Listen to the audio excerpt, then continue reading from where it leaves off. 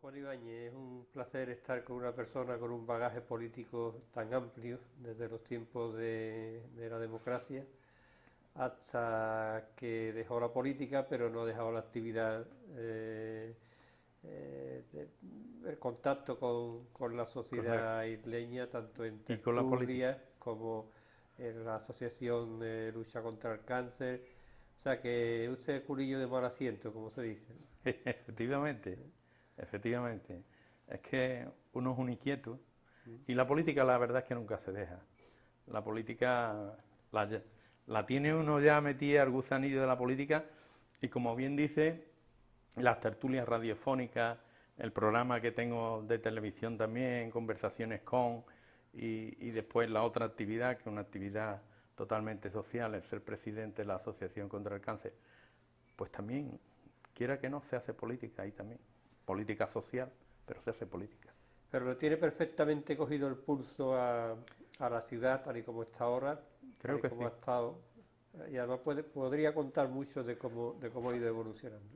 Y además, cuando esta mañana, cuando estaba recordando todo toda mi historia política y sobre todo la del Congreso, porque hoy vamos a hablar de la profesionalización de las Fuerzas Armadas, me vino a la cabeza montones de recuerdos y lo tengo como la cámara, ¿no? Lo tengo cogido, que un recuerdo muy agradable tengo. Porque en el Congreso usted fue uno de los ponentes de la ley que eliminó el servicio militar. Efectivamente, ¿Eh? efectivamente.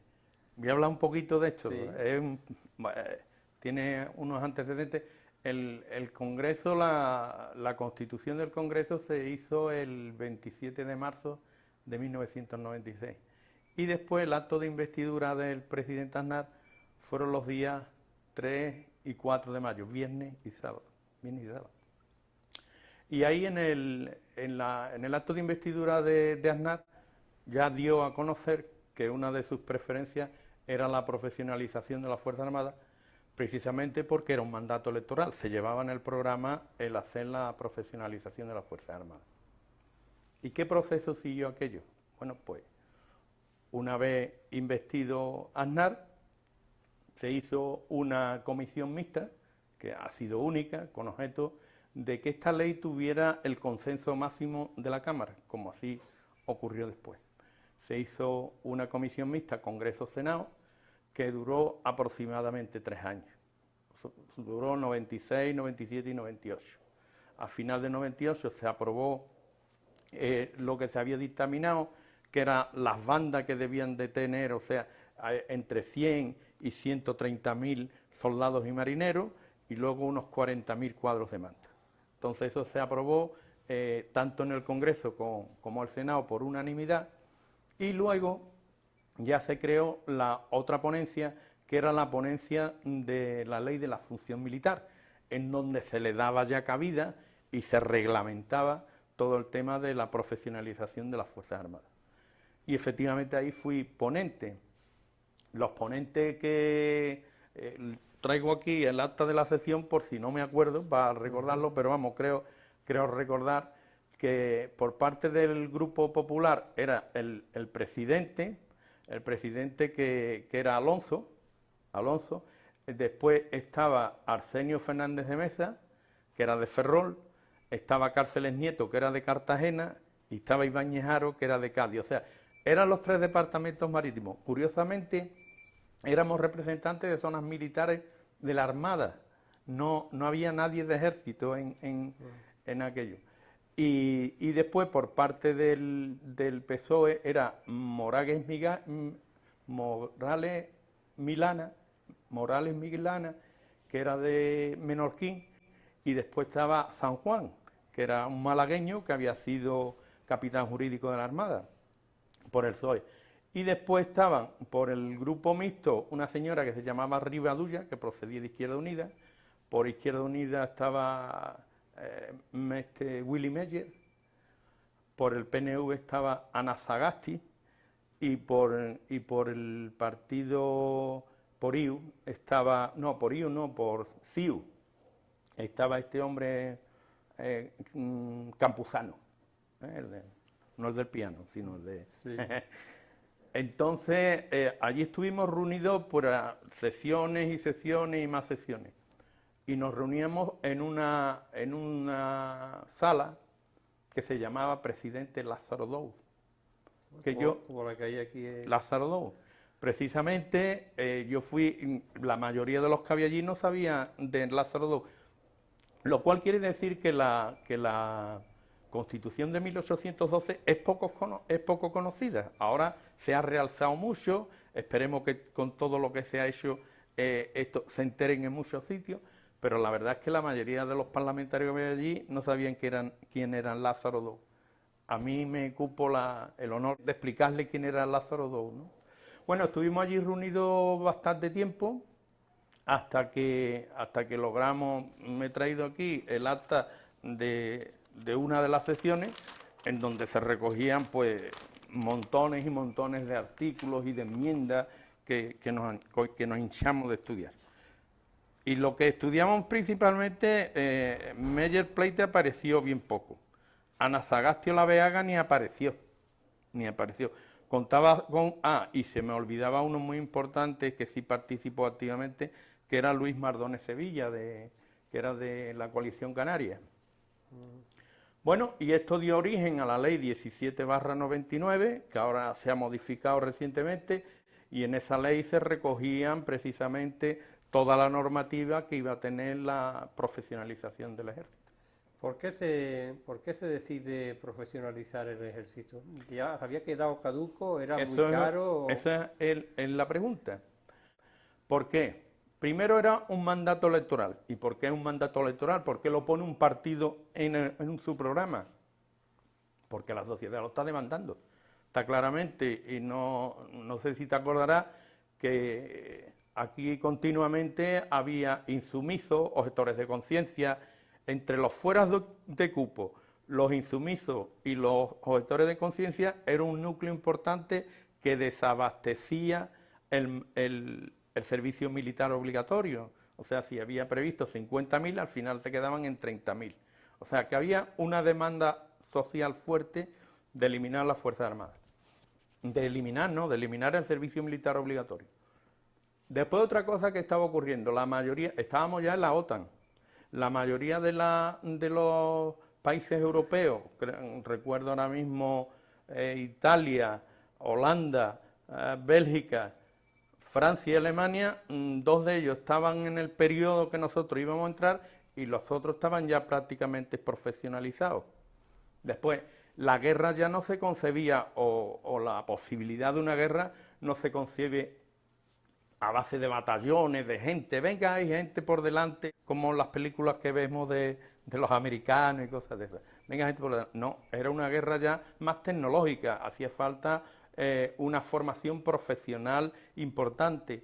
¿Y qué ocurría? Pues que el servicio militar obligatorio se había reducido considerablemente y en 8 meses no se podía preparar a un soldado, a un marinero, para llevar una máquina muy sofisticada, ¿no? Y eso fue otra de las causas, o sea que fueron 3. La demanda social, no por este orden, la demanda social, la profesionalización generalizada en Europa, en donde estábamos totalmente integrados en la OTAN, y la tercera, la última que he explicado, ¿no? Eso fue un logro sobre todo para muchos jóvenes que ya no tenían que hacer la mili, que se veía como un año perdido, y prácticamente se puede decir que sí, que realmente era un año perdido. Hombre, o casi más de un año. Mi opinión, sí. Perdona, continúa, que no te interrumpió la pregunta. Digo que se veía que de esa forma, y de hecho esas grandes cotas de abstención que había por una causa o por otra, ¿no? Eso para la mayoría de los españoles fue bueno, pero sin embargo hay ciudades en donde prácticamente, quizás no todas las ciudades vivían de un monocultivo, pero en el caso de San Fernando sí se vivía de un monocultivo que se han visto muy perjudicadas por la marcha de la mili obligatoria, ¿no? Efectivamente. Vamos a ver, la mili estaba previsto que la profesionalización total de las Fuerzas Armadas empezara a partir del 2003. Es decir, que en el 2003 no hubiera un solo marinero obligatorio o soldado obligatorio. Y entonces los acontecimientos se precipitaron y se vino a hacer al 2001. En la legislatura siguiente, Aznar, viendo las consecuencias que estaba pasando con los insumisos, con tal, y con el avance en la profesionalización que había tenido los demás países europeos, decidió reducirlo al 2001. Te puedo contar una anécdota, y es que mi hijo Pablo, el chico, que iba a hacer la mili, se libró de la mili precisamente por esa reducción. Digo, mira, Pablo, y se lo digo a Pablo que me verá en Canarias, mira, Pablo, te has librado de la mili Aznar a última hora, pero estás librado porque estaba yo, si no, no te libras. Eso lo puedo contar como anécdota. ¿El efecto negativo que tuvo? Pues efectivamente, ciudades de Ferrol, Cartagena, San Fernando, y aunque Ferrol y Cartagena supieron luego buscarle alternativa al tema de... Aquí no se le buscó alternativa. No cabe duda que aquí se producía cada 3 meses o cada mes y medio, al principio cada 3 meses o cada mes y medio, como la gran motorada que tenemos ahora en Jerez, ¿no? Una afluencia de personas. Teníamos un cuartel que era el cuartel de 1500, porque venían 1500 marineros a hacer la mili, y no solamente venían de Cádiz, venían desde Cabo de Gata hasta Ayamonte, o sea, era toda la demarcación marítima que había. Por lo tanto, venían infinidad de familiares que dejaban aquí en aquellas ocasiones pues el hospedaje, pero además los pueblos de alrededor también se aprovechaban. Como hoy se aprovecha de la motorada todos los pueblos de alrededor, pues ocurría eso. Y claro, lógicamente desaparecieron cantidad de pequeños empresarios, todo lo que se movía alrededor del servicio militar obligatorio, y claro, la cantidad de profesionales que luego vinieron no cubrieron esa posibilidad que teníamos antes de cada X tiempo tener ¡boom!, una entrada de dinero enorme para San Fernando, claro, sobre todo para el comercio y sobre todo para la industria ociosa, ¿no? No solamente cada 3 meses, sino también los soldados por la calle, no era lo mismo. Efectivamente, no bueno, pero... he puesto el fuerte, he querido compararlo con la motorada de eso, pero efectivamente el hecho de salir un marinero estaba gastando en la calle si tenía necesidad de cualquier cosa, y además se da la circunstancia de que ya al final, durante los últimos 5 o 10 años de mili, se podía salir de paisano y tal, lo cual implicaba que el comercio local se beneficiaba de las compras de los marineros que estaban haciendo aquí el servicio voluntario, obligatorio. Le voy a decir una cosa, si usted sigue yéndose para allá, se saldrá de plano o se caerá por las escaleras, una de las dos cosas. ¿Por qué cree, Juan, que aquí no nos hemos dado cuenta de que había que actuar rápido y hemos llegado a la situación en que estamos? Porque hoy en día seguimos estando igual que cuando había mili, pero sin mili. Nosotros siempre tenemos, en mi opinión, tenemos un costumbrismo, y es el haberle estado al amparo de la administración. No hay actitud emprendedora. ¿Por qué? Porque lo teníamos todo resuelto. Porque el funcionariado estaba aquí a la orden del día y lo teníamos todo resuelto. O sea, no había una mentalidad de decir, me tengo que buscar. El isleño se levantaba para ir a la Carraca, para ir a San Carlos, para ir a la Bazán, para ir al cuartel, porque los profesionales de los mandos también iban al cuartel, que era su profesión, y también iban al cuartel. O sea, que se levantaban y iban directamente a eso. Tenía su trabajo asegurado. El chiclanero, el puertorrealeño, el gaditano, el otro, eran gente que, sobre todo los chiclaneros, que es lo que yo siempre le tengo una envidia sana, se levantaban y decían, ¿qué voy a comer hoy? ¿Cómo me voy a buscar las papas? Y ponía esto a cavilar. Nosotros ni hemos tenido esa escuela, y después teníamos de siglos, desde que se instaló aquí en la Armada, pues tenemos esa costumbre, y no hemos sabido, o no ha habido nadie que haya liderado algo para decir, bueno, vale, se va a la mili, pero a cambio vamos a hacer esto, vamos a hacer lo otro, lo vamos a compensar con esto. Se ha visto como la reorganización de las Fuerzas Armadas ha hecho que San Fernando haya perdido todo el peso, y la verdad se ha movido poco por el tema, nada más que eso. en aquello de la infantería de marina, ¿no? Que afortunadamente permanece aquí, ¿no? Pero claro, el contingente de marinería y todo lo que lleva la flota y todo eso, eso se ha ido a rota. Y de milagro no se ha ido la infantería de marina. Pero hay una generación nueva, prácticamente, o son los que se tienen que ir de aquí. O sea, los jóvenes que tenemos, que ya debían de ser emprendedores porque han aprendido la lección, han visto que no hay, o eso se hereda también. Va en la genética del isleño el no ser emprendedor. Posiblemente, y no ha habido una actuación adecuada, educativa, de transformar esa sociedad, inculcarle a los jóvenes desde en el momento que se estaba viendo ese futuro que estaba ahí a la vuelta de la esquina, no haberle infundido desde el colegio la cosa de decir, pues yo voy a trabajar haciéndome empresario y voy a poner un negocio y voy a poner un taller y voy a hacer esto. No ha habido esa educación. Creo que ha sido, que no sabe hacerlo bien poco puede enseñarlo. que ha sido uno de los fallos que ha habido. Nadie ha liderado ese proyecto. Y eso es lo que nos ha pasado, es la conclusión que yo llego. Vamos. ¿Y ahora qué? Pues ahora yo creo que necesitamos pues una regeneración de toda la cuestión de este costumbrismo que tenemos. Se han inventado, se ha sacado escuelas de emprendedores, el INPI y tal, pero no acaban de dar resultados.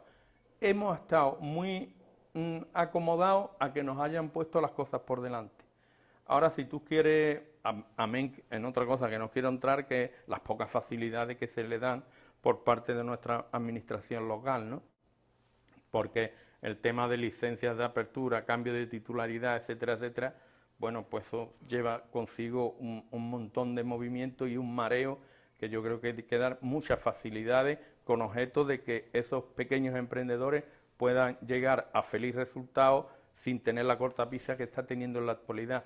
Por lo tanto, yo creo que hace falta una renovación importante en la administración local nuestra de cara al ciudadano, de servir al ciudadano, de hecho se está viendo en otras instituciones. Por ejemplo, tú vas a Cádiz a resolver cualquier problema con la administración, tanto en la administración general como la administración autonómica, y da gloria ver ya el trato que tiene y las facilidades que te dan. Y eso hay que inculcarlo aquí también. Eso tiene que descender hasta los ayuntamientos. No digo que solamente sea este ayuntamiento, que conozco otros de otras poblaciones que también ponen muchas pegas. Pero aquí yo creo que por los antecedentes que tenemos se nota demasiado, vamos. La genética. Juan, usted cuando no se presentó a las elecciones siguientes, hubo un político socialista de mucho prestigio, desaparecido, Alfonso Perales, que fue uno de los que dijo que se perdía un gran político del Partido Popular, siendo Alfonso Perales, como todo el mundo sabe, socialista.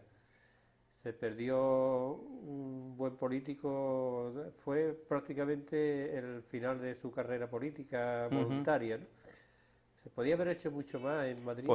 Yo fui un peón de la política, o sea, yo me dediqué a trabajar, lo mío era trabajar por San Fernando, principalmente por San Fernando, trabajaba por la provincia. Yo me acuerdo que me chocaba cuando decía Juan Ibáñez diputado por Cádiz, ¿no? Me sonaba, porque yo decía, bueno, yo soy de la isla, pero yo era diputado por Cádiz, yo representaba realmente a Cádiz, ¿no? Y bueno, en las dos comisiones que estuve, que fue la Comisión de Industria y que fue la Comisión de Defensa, pues me volqué. Conocía el tema, sabía por dónde me movía, había hecho muchas amistades, tenía muchas puertas abiertas, pero incomprensiblemente mi partido decidió que no continuara. Sería porque trabajaba demasiado, sería porque era demasiado accesible a la gente, porque me decían, usted da muchas facilidades para verlo, me dijo un cabo primera en una ocasión, dice, sus compañeros es muy difícil verlo y a usted, sin embargo, se le encuentran en la calle o contesta siempre al teléfono. Yo no tenía móvil. Todo el mundo se quejaba de que yo no tenía móvil, pero yo contestaba a todo el mundo. ¿Sigue sin tener móvil? Sigo sin tener móvil. Ya creo que, sin embargo, he logrado meterme en internet, ¿eh? O sea que me metí en internet, pero móvil, ¿no? Me niego a tener móvil. Mi mujer tiene uno y como siempre vamos juntos y cuando vamos de viaje, que es cuando lo podemos necesitar, ella lo lleva, ya no hay problema, vamos. El tema está cubierto, la posibilidad del peligro de de que no te encuentre y tal, está cubierto con eso. Pero la verdad es que para mí fue muy doloroso la no renovación. Ahora lo recuerdo y además lo recuerdo sin rencor o sin acritud y la verdad fue muy, muy doloroso porque podía haber hecho muchas cosas. Podía haber hecho muchas cosas por San Fernando porque me volqué mucho en San Fernando. Aquí se ha dicho que durante los 8 años de Aznar no se hizo nada por San Fernando. Incierto.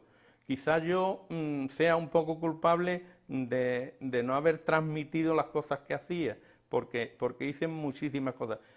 La desviación de la línea de tiro, de la que gracias a eso gozamos de la playa de Camposoto, fue una gestión mía. Lo digo sin modestia, es que me harté de trabajar en ese tema. Y de traer aquí al secretario de Estado. Secretario de Estado. O sea, y comprendió la historia el hombre.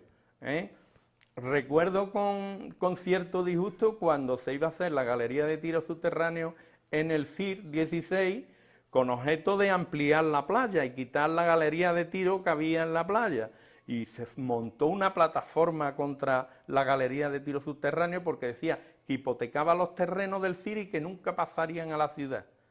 Fíjate el tiempo que ha transcurrido, han venido otros gobiernos y todavía no se han transferido esos terrenos a la ciudad. Y ahí sobran terrenos ociosos. Hay 400.000 metros cuadrados que fui con el director general de enseñanza militar a ver al coronel Romani, y él mismo nos hizo todo el perímetro que sobraba de terrenos militares del ejército y se valoró en 400.000 metros cuadrados. Se estimó. Más otros 500.000 que eran susceptibles de ser...